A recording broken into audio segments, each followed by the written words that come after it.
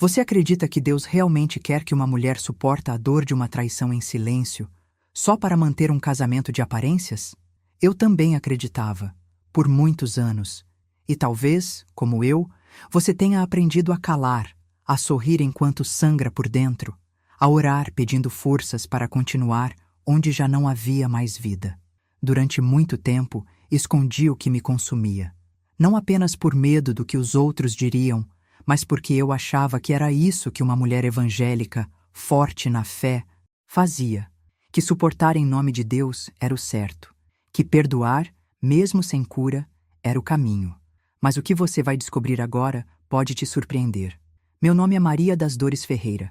Tenho 57 anos, sou cristã, divorciada e por muito tempo fui silenciada dentro da própria igreja. Silenciada por olhares, por conselhos que mais feriam do que curavam, e por uma estrutura que diz que o perdão é obrigatório, mesmo quando o outro não muda. Eu vivi 3 traições no meu casamento e perdoei todas. Não porque eu tinha paz, mas porque me ensinaram que era isso que Deus esperava de mim. Você já passou por isso? Já sentiu que mesmo cercada de irmãos na fé, você estava completamente sozinha, julgada e ainda culpada pela dor que sofreu? Porque foi assim que me senti. Traída, abandonada emocionalmente e espiritualmente, e ainda apontada como a responsável por um lar destruído. Ouvia frases como: "Você precisa orar mais, não expõe seu marido, seja sábia e espere Deus agir." E por fora, eu obedecia. Mas por dentro, eu gritava. É estranho como, às vezes, a maior dor não é a traição do marido, mas o julgamento da igreja. A sensação de que você não tem o direito de dizer basta, de que romper é sinal de fraqueza espiritual. Quantas mulheres estão vivendo exatamente isso agora? Quantas estão se anulando, perdendo sua identidade, o brilho, a saúde emocional, tudo em nome de uma submissão distorcida? Quando eu decidi contar minha história, não foi para atacar ninguém, foi para libertar, porque um dia Deus me mostrou que o silêncio não é obediência quando está envenenando a alma. Que o verdadeiro amor de Cristo não nos pede para aceitar o abuso, a humilhação, a traição disfarçada de luta espiritual.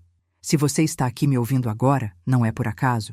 Pode ser que Deus esteja querendo falar com você também. E talvez, como eu, você tenha carregado essa culpa sozinha por tempo demais. Mas hoje, eu te convido a ouvir meu relato. Não como um desabafo, mas como um espelho. Talvez um caminho de libertação que começa com uma simples pergunta. Até quando você vai chamar de fé aquilo que tem te destruído por dentro? Porque foi só quando eu me permiti encarar essa pergunta que tudo começou a mudar. Mas antes de te contar como isso aconteceu, deixa eu te levar um pouco mais fundo nessa história. Eu casei nova, com 23 anos, cheia de planos e uma fé que transbordava. Eu realmente achava que estava vivendo uma promessa divina. Ele era visto por todos como um homem exemplar, participativo, carismático, envolvido nas atividades da igreja. Cantava no louvor, era sempre o primeiro a estender a mão quando alguém precisava, e sabia usar as palavras certas nos momentos certos. Na época, isso me encantava. Não só pela postura dele, mas porque eu achava que tinha finalmente encontrado alguém com quem eu poderia crescer espiritualmente. Alguém que fosse meu parceiro de oração, de caminhada, de missão. Era isso que eu queria. Isso que eu pedi para Deus. E foi exatamente isso que todos me disseram que eu tinha conseguido. Mas tem algo curioso que só entendi depois. Algumas pessoas sabem muito bem como se portar no palco. Elas aprendem a representar, a usar as palavras corretas, a encantar com atitudes visíveis. Só que o verdadeiro caráter não está no que se faz no público, e sim no que se revela nos bastidores. E os bastidores do meu casamento começaram a mostrar rachaduras cedo, ainda que discretas. Era nos detalhes que algo não batia. Pequenas reações, comentários atravessados, olhares que me cortavam quando estávamos longe dos olhos da igreja. No começo, eu achava que eram coisas normais. Todo casal passa por ajustes, não é? Foi isso que ouvi de tantas mulheres mais velhas. É assim mesmo, filha. Homem é complicado, mas com oração tudo se ajeita. E eu orei. Muito. jejuei, fiz campanhas, me calei em muitos momentos acreditando que era assim que se fazia uma mulher sábia, que se eu fosse dócil, se eu tivesse paciência, se eu não revidasse, Deus veria o meu esforço e transformaria meu lar. Só que, com o tempo, a diferença entre o que ele era na igreja e o que ele era em casa ficou gritante. Eu não estava mais casada com aquele homem de Deus que todos elogiavam. Em casa, ele era frio, indiferente, muitas vezes ríspido e, com o passar dos anos, até cruel com as palavras. Comecei a me sentir invisível. Eu falava e era ignorada. Me arrumava e ele nem notava. Tentava conversar sobre o relacionamento, sobre as feridas que estavam crescendo entre nós. E ele sempre virava o jogo para cima de mim. Me dizia que eu estava exagerando, que eu era dramática, que eu queria causar divisão. Comecei a acreditar que o problema era comigo, que talvez eu não fosse espiritual o suficiente, que faltava em mim o que sobrava nas outras mulheres da igreja. Esse tipo de distorção mexe com a mente da gente. Vai adoecendo a alma aos poucos, porque por fora você continua desempenhando o papel de esposa dedicada, mulher de fé, serva, fiel, mas por dentro algo vai se partindo em silêncio e ninguém percebe. Ou pior, quem percebe escolhe não ver. Eu lembro de um domingo específico, alguns anos depois do nosso casamento. Estávamos sentados lado a lado no culto, ele de terno, Bíblia em mãos, com aquela postura respeitável que todos conheciam. Mas naquela manhã, eu estava com o coração completamente em pedaços. Tínhamos discutido feio no dia anterior. Ele havia saído de casa e só voltou de madrugada, com cheiro de álcool. Um olhar que eu nem reconheci. Mas ali, naquele banco da igreja, tudo parecia normal para quem via de fora. E foi ali que eu senti pela primeira vez uma sensação estranha, como se eu estivesse atuando numa peça da qual não queria mais fazer parte. Senti um vazio que nem a música, nem a pregação, nem a oração conseguiu preencher. Era como se Deus estivesse em silêncio, ou talvez, como se eu estivesse tão envolta em aparência que não conseguia mais ouvi-lo. Essa sensação me perseguiu por um bom tempo. E é impressionante como a gente aprende a fingir bem. Ninguém desconfiava de nada. As pessoas vinham nos pedir conselhos, elogiavam nossa união, diziam que éramos exemplo. Aquilo me cortava por dentro. E eu sorria. Sempre sorria. A performance continuava. A gota d'água começou a cair, bem lentamente, quando descobri algumas conversas dele no celular. Trocas com outras mulheres, mensagens que não deixavam dúvida sobre o tipo de envolvimento. No primeiro momento, foi como se o chão tivesse desaparecido. Senti vergonha, raiva, dor, incredulidade. Mas sabe o que foi pior? O conflito interno. A voz na minha cabeça que dizia: você precisa perdoar. Uma mulher de fé perdoa. Deus odeia o divórcio. Aguente firme. Ele vai mudar. E aí, como tantas mulheres fazem, eu perdoei. Não porque houve arrependimento real, nem porque a confiança foi restaurada, mas porque fui condicionada a acreditar que perdoar, nesse caso, era o único caminho aceitável diante de Deus. E também porque eu morria de medo do que as pessoas iam dizer. Eu não queria ser vista como a mulher que não soube manter o casamento. E assim, com o coração cheio de feridas abertas, eu continuei. Empurrei para debaixo do tapete. Fiz de conta que estava tudo bem. Me calei mais uma vez. Só que o silêncio, quando é forçado, vira prisão. Eu não me sentia mais viva. Tinha medo de falar, medo de me posicionar, medo de ser a errada de novo. A cada nova tentativa de diálogo vinha uma nova manipulação. E quando veio a segunda traição, eu nem chorei. Foi estranho. Eu estava tão emocionalmente anestesiada que só consegui pensar: de novo não. E mesmo assim, adivinha? Perdoei outra vez. A essa altura, já nem era por ele. Era pela imagem, pela pressão, pela culpa. Porque eu achava que se Deus me amava, ele me recompensaria por suportar. Foi nesse momento que algo começou a mudar dentro de mim.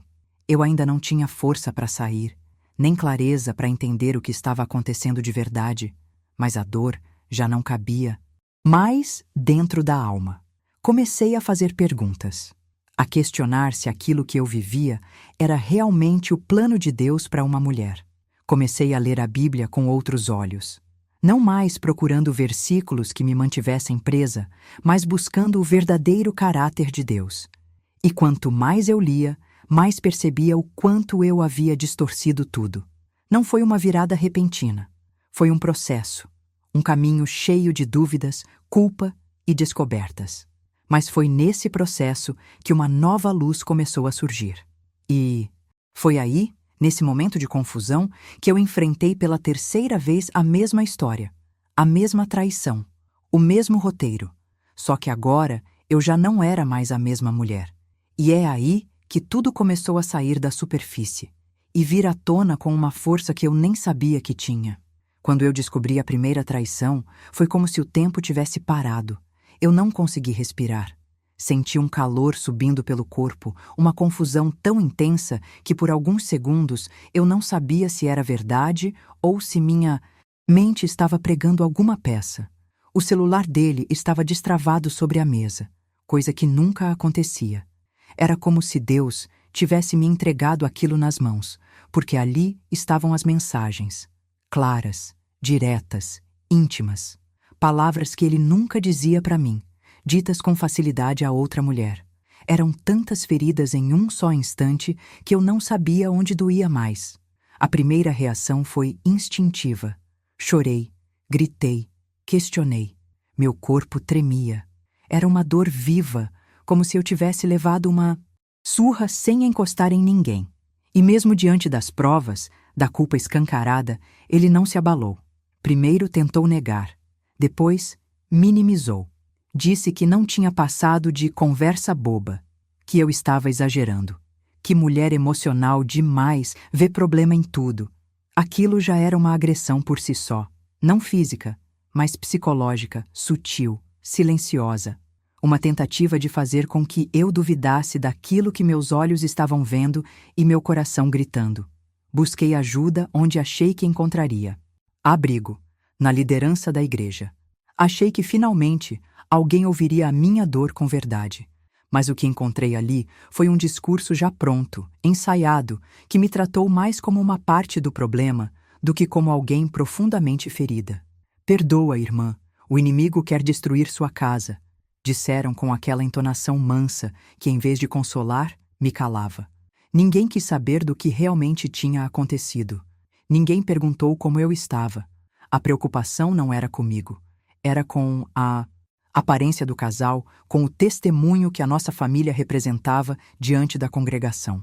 Voltei para casa ainda mais vazia.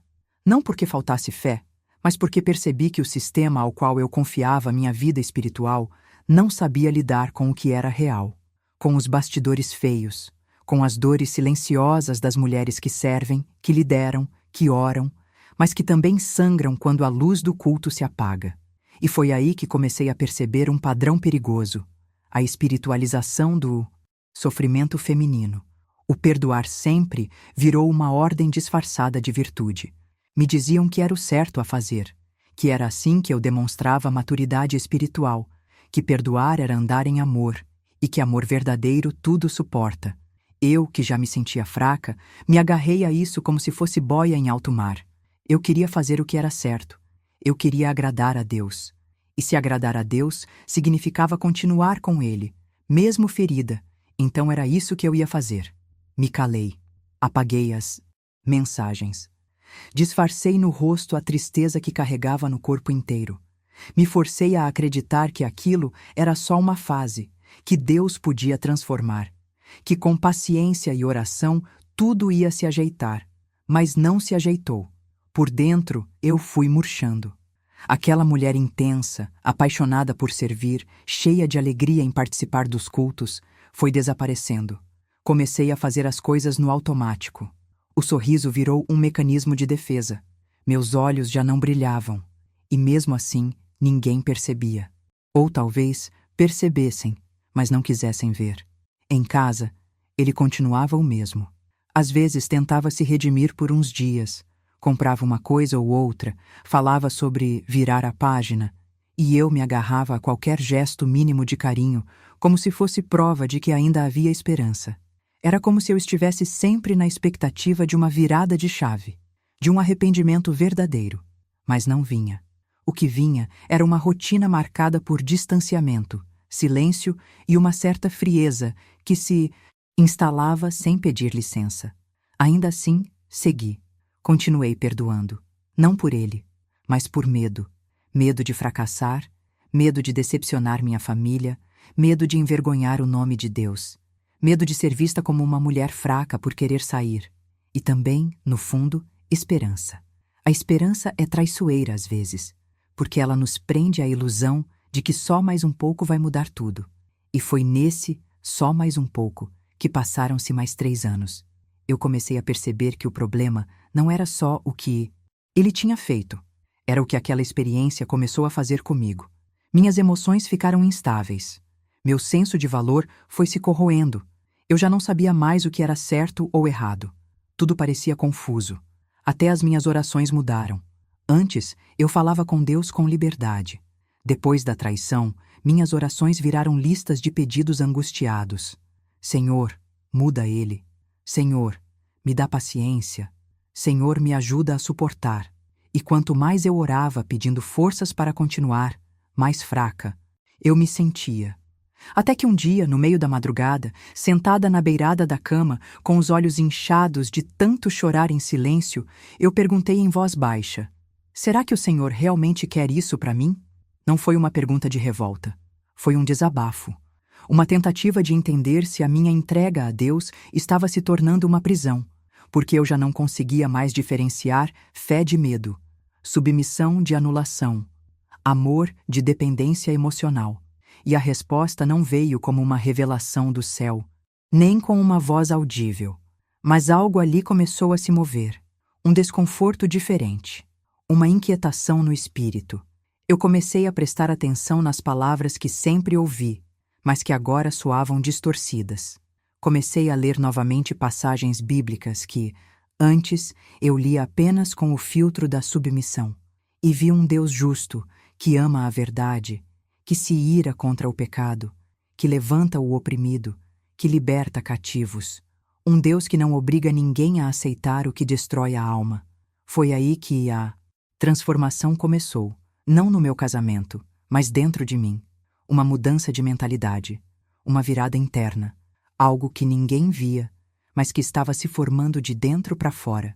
Eu ainda não sabia qual seria meu próximo passo, ainda não tinha respostas claras, mas uma coisa eu já tinha entendido: perdoar não significa voltar para o mesmo lugar de onde você saiu machucada. E essa consciência foi a semente que germinou em silêncio, até o dia em que a segunda traição me fez olhar tudo com outros olhos. Dessa vez, a descoberta da traição não me pegou de surpresa. Não havia mais choque, nem o tipo de dor cortante da primeira vez.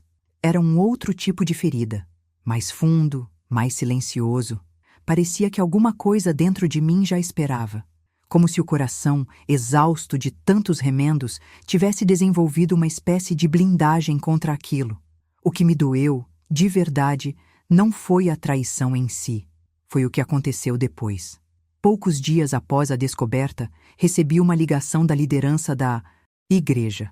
Pediram para conversar comigo em amor, como disseram. A tal salinha no fundo do templo sempre me deu um certo desconforto, mas naquele dia foi diferente. Eu entrei me sentindo vulnerável, sim, mas ainda carregava uma ponta de esperança de que, dessa vez, minha dor seria reconhecida, que haveria espaço para minha verdade. Mas não foi isso que encontrei. A conversa começou com um tom de falsa preocupação, vozes baixas, rostos sérios, expressões que misturavam compaixão com julgamento. E então vieram as frases: Maria, você precisa entender o seu papel. Você tem orado por ele como deve? Talvez você esteja muito ocupada, distraída, e isso abre brechas. Você precisa ser mais sábia. Eu ouvia e não conseguia reagir. Era como se estivessem me dizendo, com outras palavras, que eu tinha provocado tudo aquilo. Que se ele traiu, talvez fosse reflexo da minha falta. E ali, naquela sala, a traição deixou de ser dele e passou a ser minha culpa. Porque eu não me arrumava como antes. Porque eu não era submissa o suficiente. porque talvez eu tivesse esfriado espiritualmente. Eles falavam com tanta naturalidade, como se fosse absolutamente lógico que a infidelidade masculina fosse fruto de alguma falha feminina. Um dos líderes chegou a me dizer que homem é assim mesmo, é visual, precisa se sentir admirado. E eu fiquei me perguntando, e a mulher? O que ela precisa? Onde fica o sentimento dela, a saúde dela, a dignidade dela? Eu saí daquela sala pior do que entrei. Não recebi acolhimento.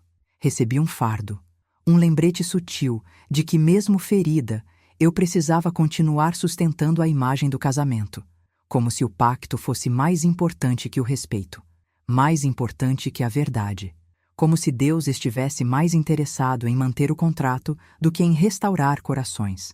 E foi ali que começou uma das fases mais perigosas da minha vida, o período em que comecei a acreditar que o problema era eu. Eu internalizei aquelas falas. Comecei a me olhar no espelho e enxergar defeitos que antes nem notava. Passei a me vestir de outro jeito, a me maquiar até em casa, a me esforçar em criar um ambiente que pudesse evitar tentações. Me vi medindo as palavras, moldando comportamentos, pisando em ovos dentro da minha própria casa, como se a minha sobrevivência emocional dependesse da habilidade de não desagradar. Essa tentativa de agradar o tempo todo é uma prisão emocional que corrói a identidade da mulher de dentro para fora. Eu já não sabia mais quem eu era. Vivia tensa, tentando prever reações.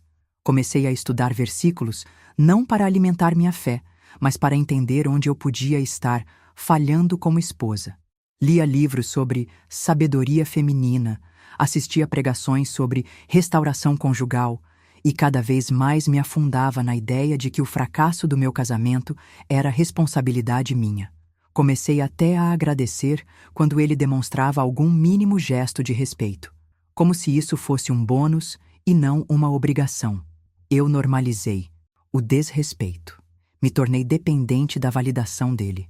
Era como se, a cada novo esforço meu, eu esperasse por um reconhecimento, um olhar de amor, uma atitude de cuidado, algo que me fizesse sentir suficiente. Mas esse reconhecimento nunca veio, porque o problema não estava nas roupas, nem no tom da minha voz, nem na frequência das minhas orações. O problema estava num ciclo de abuso emocional disfarçado de piedade. E o mais cruel é que esse tipo de abuso não grita. Ele não deixa marcas visíveis. Ele não é notado por quem está de fora, porque por fora continuávamos sendo o casal de Deus. Era isso que todos diziam. As pessoas comentavam: vocês são uma bênção, um exemplo. E cada vez que eu ouvia isso, era como levar um tapa invisível. Um lembrete de que minha dor era invalidada, ignorada, encoberta por um verniz religioso que parecia inquestionável. Foram meses assim. Um desgaste emocional tão profundo que minha saúde física começou a sentir. Dores no peito, crises de ansiedade, insônia. Eu perdi peso, perdi o brilho nos olhos, perdi até o prazer de servir na igreja. Não conseguia mais cantar, orar com liberdade, aconselhar outras mulheres, porque dentro de mim havia um buraco, o buraco da injustiça. A revolta começou a nascer devagar, não como raiva cega, mas como uma espécie de despertar. Era como se uma luz começasse a penetrar naquele quarto escuro em que eu vivia. Uma luz incômoda no início, porque ela me fazia enxergar o que eu não queria ver, que minha fé tinha sido usada contra mim, que a obediência cega que me ensinaram não era fé, era submissão manipulada. Comecei a escutar outras histórias, mulheres que também haviam passado por isso, mulheres que, como eu, perdoaram mais de uma vez, acreditando que o perdão, por si só, curava tudo. E ali, na troca de relatos, encontrei consolo. Não um consolo que apaga a dor, mas o tipo que devolve lucidez, que nos tira da neblina emocional e nos faz perceber que não estamos loucas, que não somos ingratas, que não somos menos espirituais por não aceitar o inaceitável.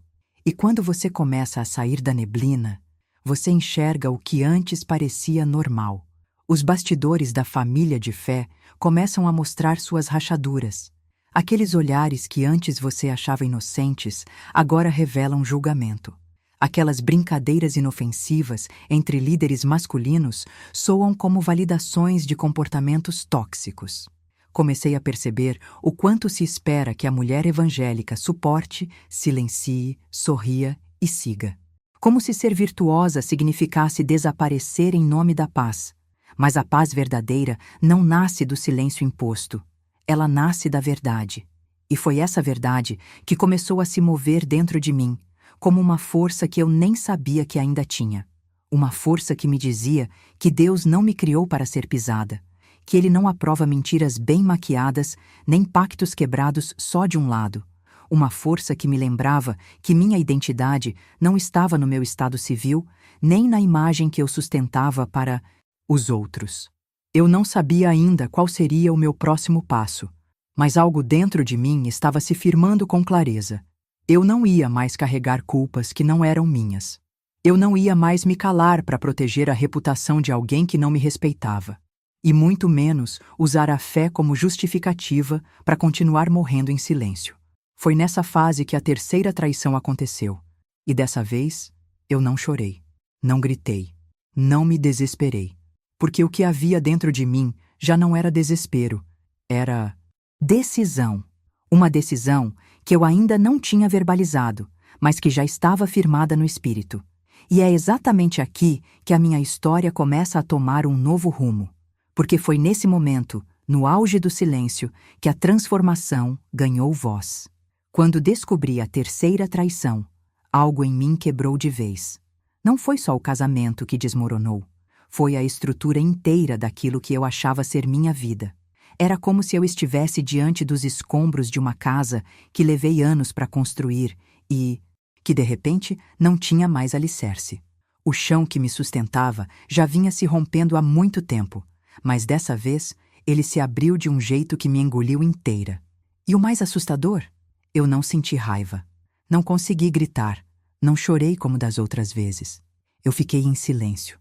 Um silêncio tão denso que parecia me engasgar por dentro. Foi uma sensação estranha, como se eu tivesse saído do meu corpo e estivesse olhando aquela cena de fora. Eu sabia o que estava acontecendo. Eu entendia o peso daquilo tudo, mas não conseguia reagir. Só lembro de sentar na beirada da cama, de novo, olhando para o chão, com os ombros curvados e a alma vazia. E perguntei: Senhor, é isso mesmo que o Senhor quer para mim? Dessa vez, não perguntei com esperança. Perguntei em desespero. Não um desespero escandaloso, cheio de lágrimas, mas aquele desespero seco que vem quando até o choro se cansa de cair. Me senti traída não só por ele, mas também pela imagem de fé que eu construí ao longo de décadas. Por tudo que me ensinaram sobre suportar, sobre ser forte, sobre manter o lar a qualquer custo. Era como se eu estivesse tentando sustentar uma narrativa que, no fundo, já não me representava mais. E o pior é que, nesse ponto, eu não sabia nem mais quem eu era. Meu nome ainda era o mesmo, meu rosto ainda estava ali no espelho. Mas a mulher por trás da imagem, aquela eu não reconhecia. Passei dias em estado de choque. Ia para a igreja como quem vai cumprir um ritual, mas dentro de mim havia um ruído ensurdecedor. Eu via as pessoas louvando, levantando as mãos, sorrindo, e tudo aquilo começou a soar estranho, como se eu estivesse assistindo a um teatro e pela primeira vez tivesse percebido o script. Não estou dizendo que era tudo falso, mas para mim, naquele momento, aquilo não fazia mais sentido, porque eu já não sentia mais a presença de Deus nos gestos ensaiados. Eu precisava dele onde mais doía, na realidade, na minha bagunça, no meu colapso emocional. E ali, ele parecia tão silencioso quanto eu. A única coisa que eu conseguia fazer era andar. Andava pela casa, andava pelas ruas do bairro, às vezes sem rumo, só para não ficar parada. O movimento me distraía da dor, me fazia sentir viva, nem que fosse só no corpo. Mas por dentro, eu estava desorientada. Um cansaço existencial tomou conta de mim. Acordar era difícil, dormir impossível. E nesse vai e vem de pensamento, fui sendo confrontada com uma verdade que evitava encarar. Eu estava me destruindo em nome de uma aliança que só Eu ainda levava a sério. Comecei a me questionar. Quando foi que eu deixei de me escolher? Quando foi que comecei a aceitar tão pouco, esperando tão pouco, vivendo tão pouco? Porque a verdade é que eu já não vivia. Eu existia dentro de um ciclo que me drenava, me consumia e, aos poucos, me fazia esquecer do que é viver de verdade. A cada traição, eu me retraía um pouco mais, até virar uma sombra da mulher que um dia eu fui. E o mais cruel é que, por fora, tudo parecia normal. A igreja continuava cheia, os cultos seguiam, os amigos em Cristo mantinham os mesmos sorrisos. E ele continuava no púlpito, continuava se posicionando como o homem de Deus, e isso me feria mais do que qualquer mensagem escondida no celular, porque era ali que o abuso espiritual acontecia, quando quem fere se esconde atrás da Bíblia e quem sofre é silenciada em nome da submissão. É muito difícil explicar esse tipo de dor para quem nunca passou. É uma dor que vem misturada com culpa, com vergonha, com uma sensação de que, se você levantar a voz, é você quem vai destruir a obra. E eu me calei por tanto tempo que, quando tentei gritar, nem voz eu tinha mais. Mas nesse silêncio, algo diferente começou a se formar, como uma fagulha dentro do vazio. Uma pergunta começou a bater insistentemente dentro de mim. E se não for isso que Deus quer para mim? E se eu tiver entendido tudo errado? Foi como se eu tivesse tropeçado num fio solto e, ao puxar, viesse uma porção de nós que eu nem sabia que existiam. Comecei a revisitar minha história, a olhar para trás com outros olhos. Percebi que eu vinha construindo minha espiritualidade com base no medo. Medo de errar, de decepcionar, de ser vista como rebelde, de estar indo contra a vontade de Deus. Mas, e se a vontade de Deus não fosse essa prisão emocional? E se Ele estivesse me chamando para uma libertação que eu mesma tinha medo de aceitar? Esses pensamentos me consumiam, mas também me libertavam. Pela primeira vez, eu não me sentia errada por questionar. Pelo contrário, eu comecei a me sentir lúcida. E essa lucidez doeu. Doeu porque ela escancarou a quantidade de coisas que eu aceitei por achar que era espiritual. Doeu porque me mostrou que eu me escondi atrás da fé para não enfrentar meus próprios limites. Doeu porque, no fundo, eu sabia que, se eu escolhesse a verdade, muita coisa ia cair. E caiu. A terceira traição não foi só o fim do nosso casamento. Foi o fim da minha conformidade. Foi quando eu entendi que perdão não é reconciliação automática, que perdoar não é se anular, que Deus não me chama para morrer lentamente num relacionamento sem respeito, sem verdade, sem restauração real. Eu comecei a perceber que minha identidade como mulher de fé precisava ser reconstruída, não nos moldes que me ensinaram, mas nos moldes da verdade. Passei a estudar a Bíblia não como manual de sobrevivência para o casamento, mas como carta de liberdade para minha alma. Li passagens que nunca tinham me chamado a atenção antes. Histórias de mulheres silenciadas, mas também de mulheres levantadas, de vítimas que se tornaram líderes, de dores que geraram novos começos. Aquilo foi me alimentando, foi me reconectando com um Deus que eu não via mais como juiz carrancudo, mas como pai presente. Um Deus que me via, que não exigia que eu me escondesse por trás de um sobrenome ou de um status civil. Esse processo foi solitário, muito solitário, porque a maioria das pessoas não entende quando uma mulher evangélica decide romper. Muitas julgam, muitas se afastam. Mas, ao mesmo tempo, era nesse silêncio social que eu comecei a ouvir com mais clareza a voz de Deus. E essa voz não vinha com cobrança, vinha com direção, com restauração, com um chamado para eu voltar a ser quem eu era. Ou melhor, para eu descobrir quem eu sempre fui, por trás de todas as máscaras.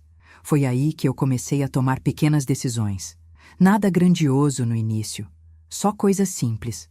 Voltar a caminhar, ler por prazer, comer sem pressa, me olhar no espelho com mais gentileza, me permitir sentir, chorar sem culpa, ficar em silêncio sem precisar justificar, me reconectar com minha essência e, principalmente, começar a me escutar, porque por muitos anos eu ouvia todo mundo, marido, igreja, conselheiros, livros, pregações, Mas não me ouvia, e foi me escutando que percebi. Eu ainda estava viva. Ferida sim, quebrada em muitas partes, mas viva. E se eu estava viva, ainda havia história. Ainda havia propósito. Ainda havia reconstrução possível. Não a reconstrução de um casamento, mas de uma mulher. E foi nesse ponto, nesse início de despertar, que algo inesperado aconteceu. Na madrugada do meu aniversário de 50 anos, eu estava sozinha em casa. As crianças já tinham crescido e seguido seus caminhos, e ele estava fora. Mais uma vez. Já fazia tempo que ele não se importava com datas, com símbolos, com momentos. Eu havia deixado de esperar qualquer gesto, mas naquela noite o silêncio parecia ainda mais denso. Uma parte de mim ainda queria fazer daquele dia algo especial. Comprei um bolo pequeno, arrumei a mesa com carinho, mesmo sem saber se alguém viria. E ninguém veio. Era perto das 2 da manhã quando sentei na sala, descalça, com uma xícara de chá já fria na mão, olhando para o nada. A casa estava escura, só a luz do corredor acesa, e aquele silêncio. Aquele silêncio me apertava o peito. Mas foi ali, justamente naquele silêncio quase sufocante, que algo começou a se mover dentro de mim. Eu não ouvi uma voz audível.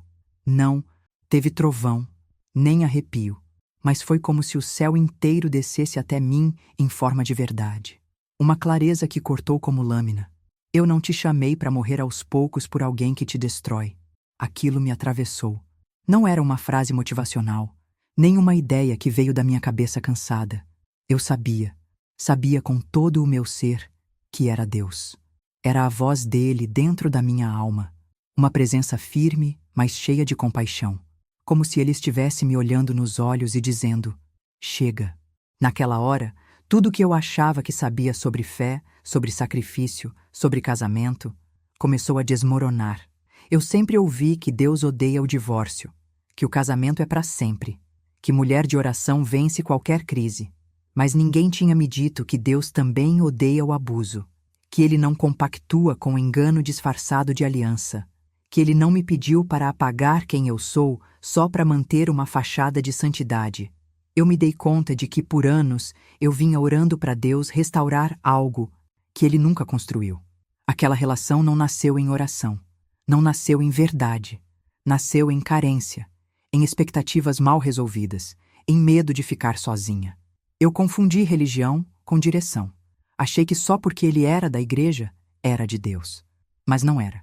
Porque aquilo que vem de Deus não destrói sua identidade no processo. Não exige sua alma em troca de uma aparência bonita no Instagram. Comecei a lembrar das vezes em que pedi sinais. E eles vieram.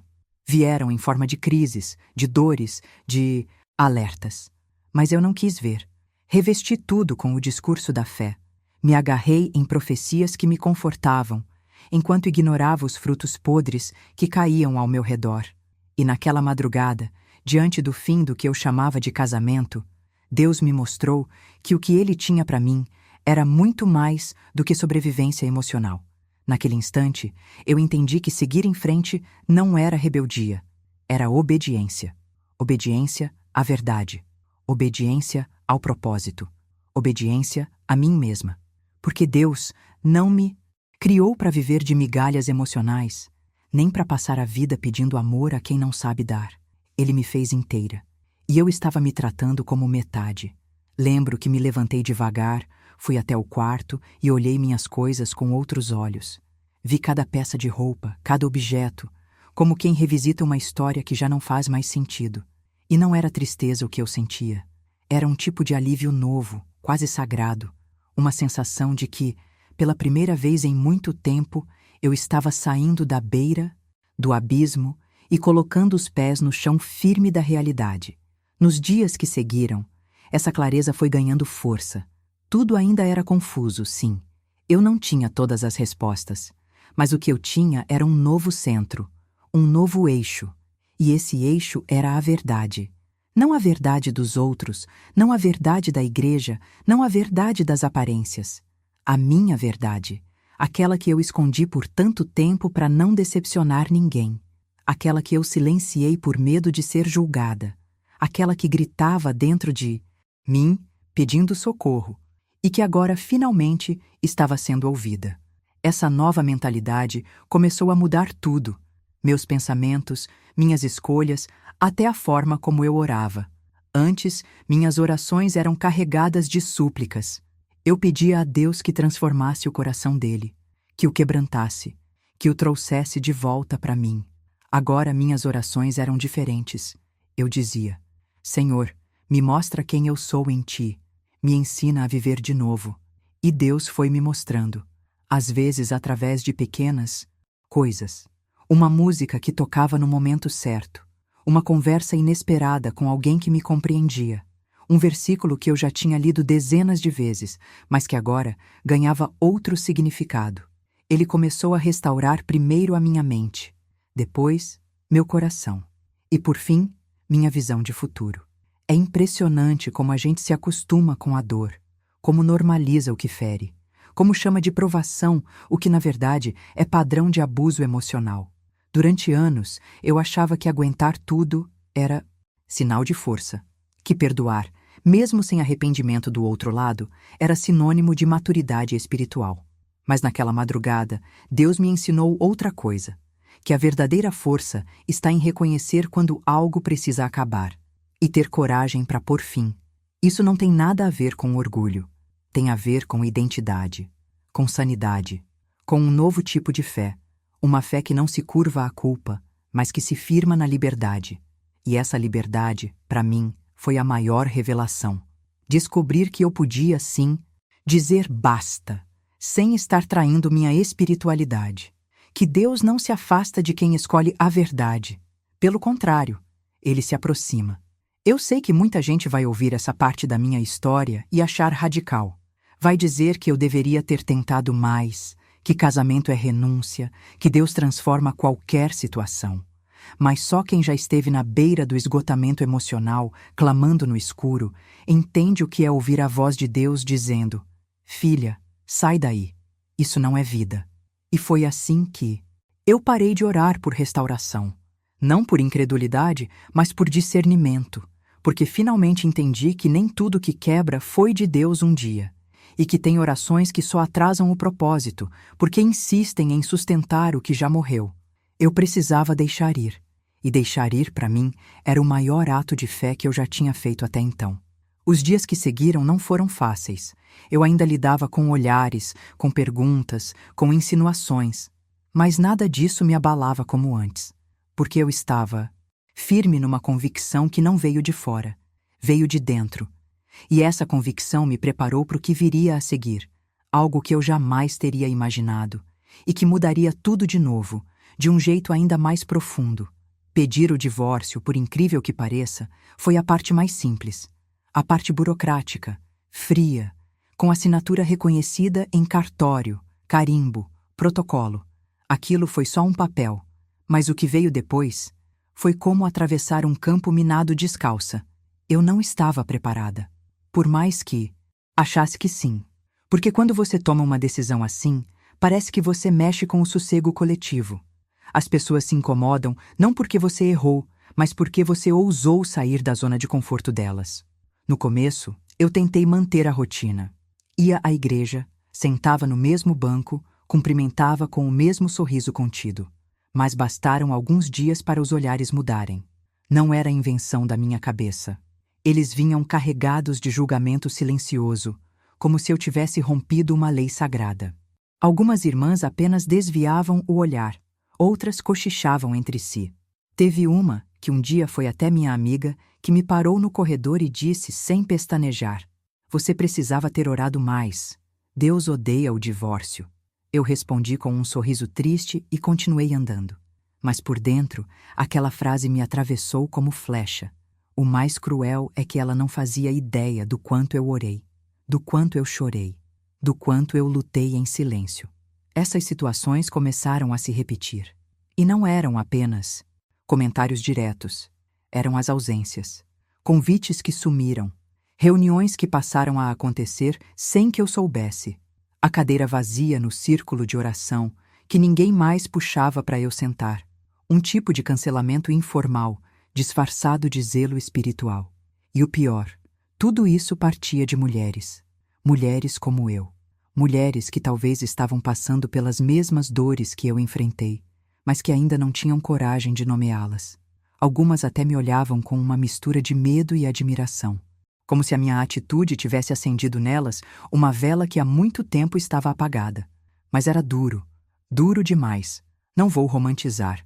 Enfrentar o julgamento religioso é como nadar contra uma correnteza que vem com a Bíblia em punho. Você se vê o tempo inteiro tentando provar que não se desviou, que ainda ama a Deus, que sua fé continua intacta, mesmo quando ela está sendo testada em todos os sentidos. E a pergunta que me fazia queimar por dentro era: por que é mais fácil para a igreja acolher um traidor arrependido do que uma mulher ferida que escolheu sobreviver? Eu percebia a incoerência no olhar das pessoas, porque o meu ex-marido seguia participando ativamente. Não houve exílio para ele. Não houve julgamento público.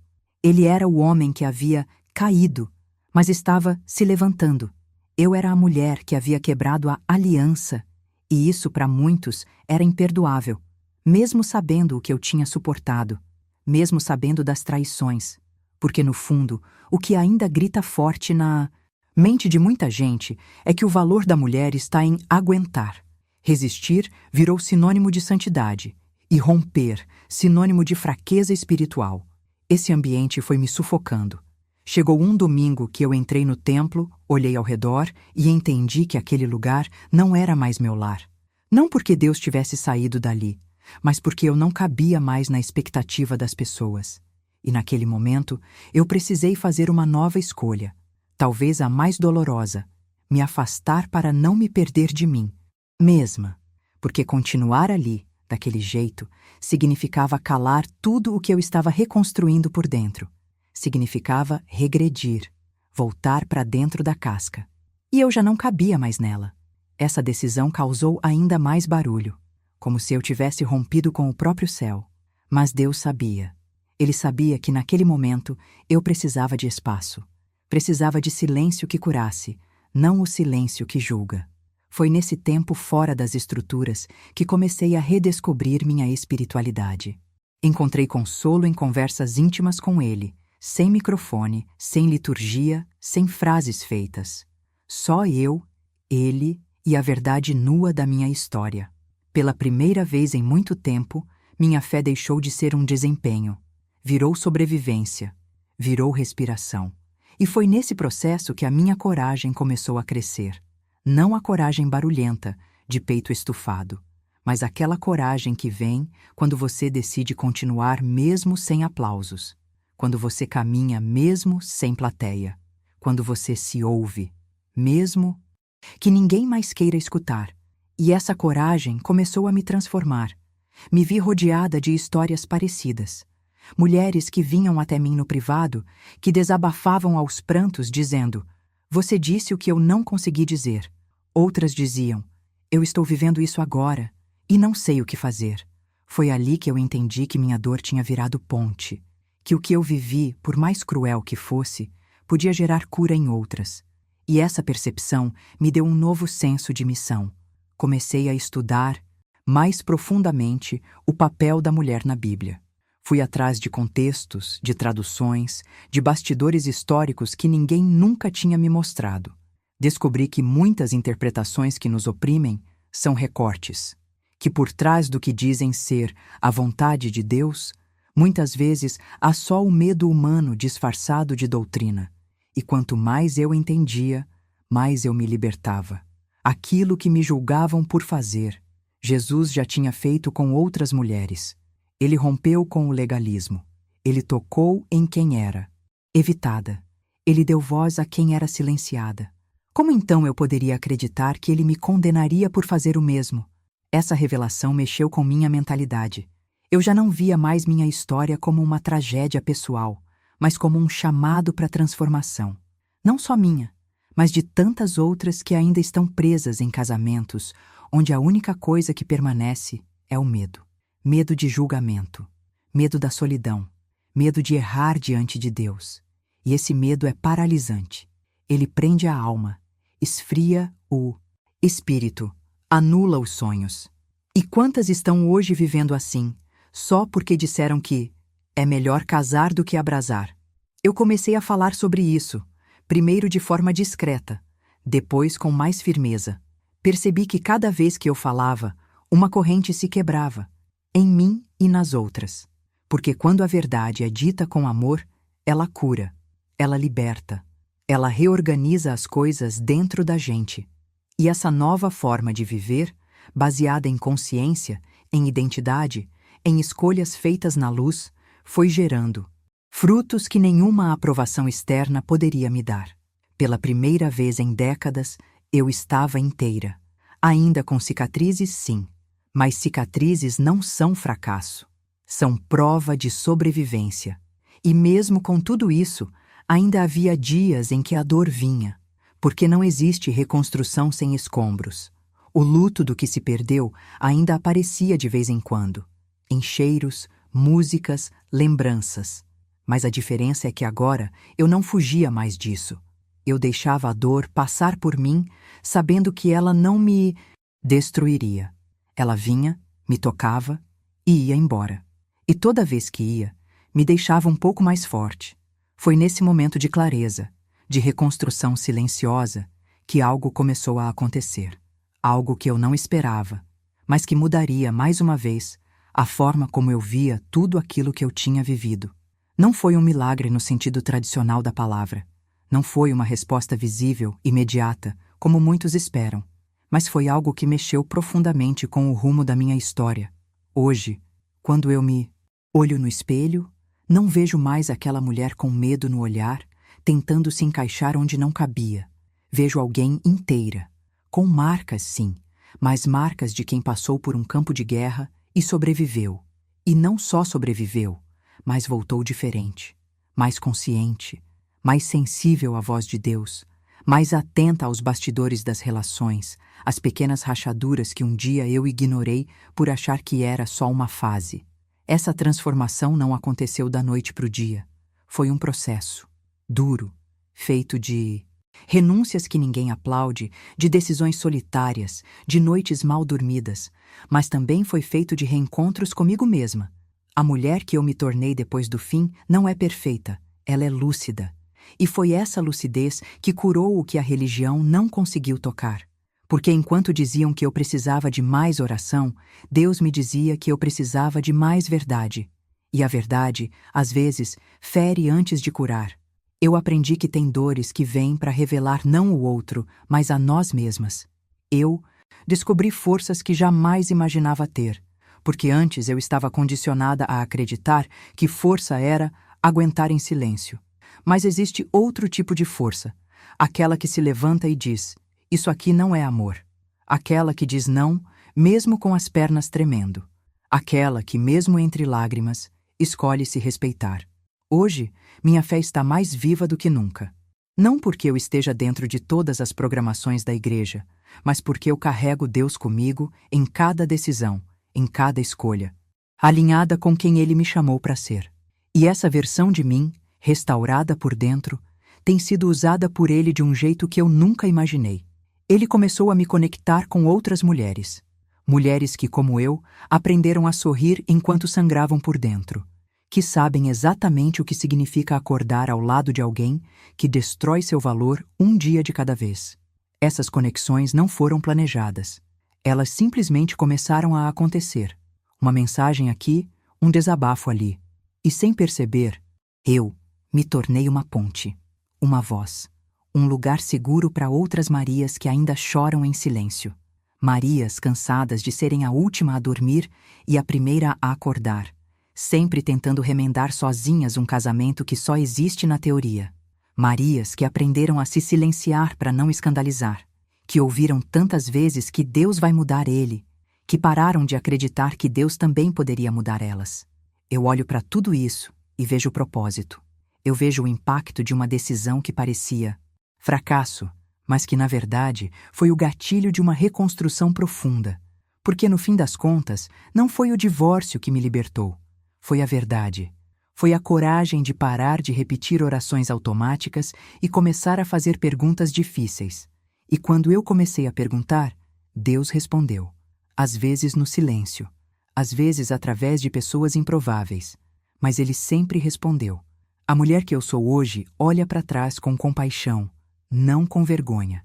Eu me perdoo pelas vezes em que aceitei menos do que merecia, não por falta de fé, mas por falta de entendimento. Eu entendo a jovem que eu fui, cheia de boas intenções e vazia de referências saudáveis, que achava que amar era se sacrificar até sumir.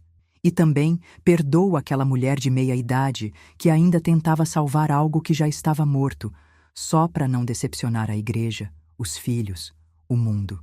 Mas hoje, eu não tento mais salvar o que não quer ser salvo. Hoje, eu escolho preservar o que há de mais sagrado em mim, a minha paz. E é vivendo nessa paz que eu descobri uma nova forma de servir a Deus, não baseada em esforço, mas em verdade, em presença, em escuta. Às vezes, servir é simplesmente estar disponível para ouvir. Outras vezes, é dizer: eu já estive aí onde você está, e posso te afirmar que tem vida depois disso. E essas pequenas sementes têm gerado frutos, porque quando a gente fala com verdade, a verdade reconhece a verdade, e ela se espalha. Não se trata de virar uma referência. Não me vejo como exemplo de nada. Eu sou só alguém que viveu coisas que muitos preferem esconder. Alguém que escolheu rasgar o véu das aparências.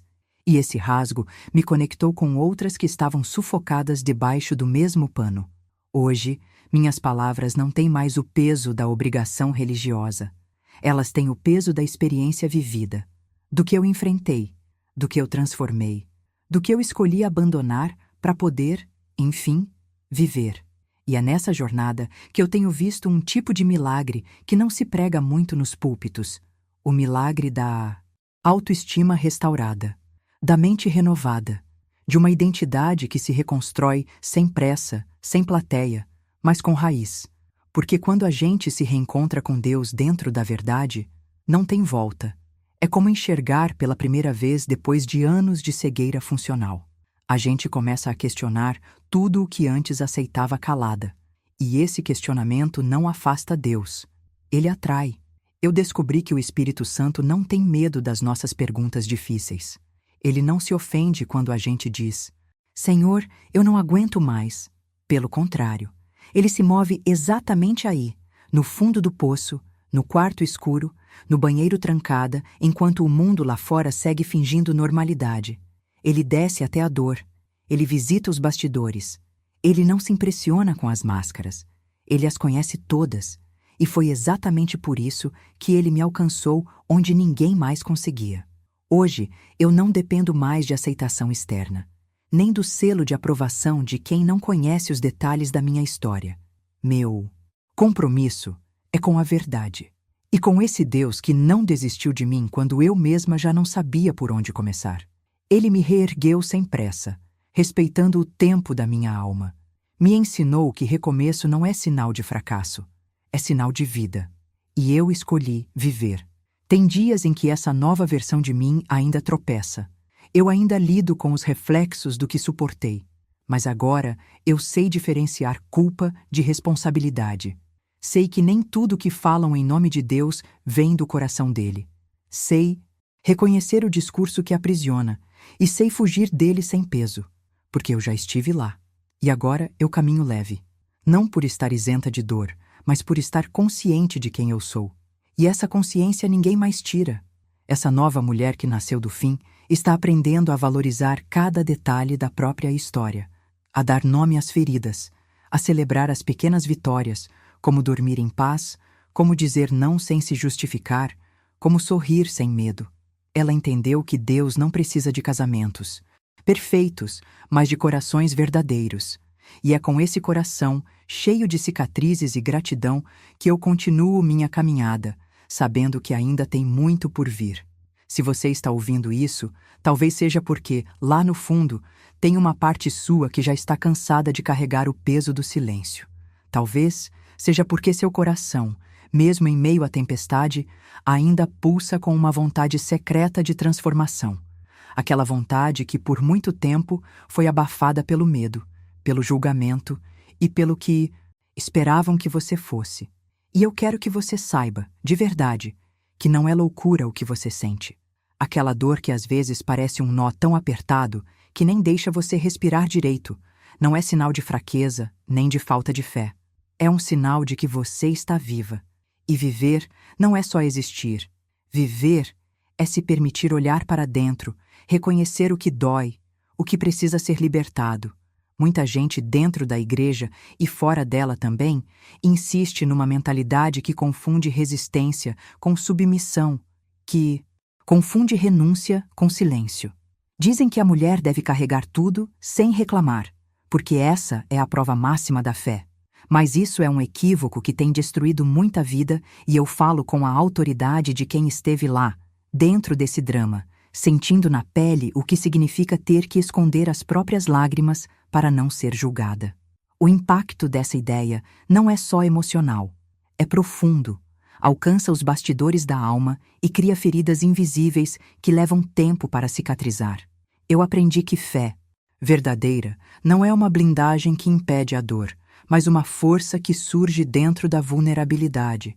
Uma coragem que nasce no silêncio do coração e que se manifesta na coragem de dizer: eu não aceito mais isso para mim.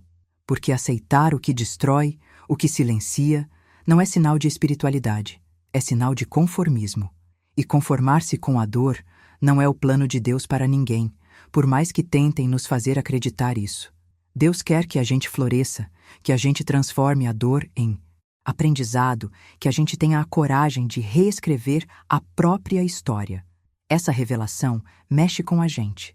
Ela provoca uma inquietação que não dá para ignorar.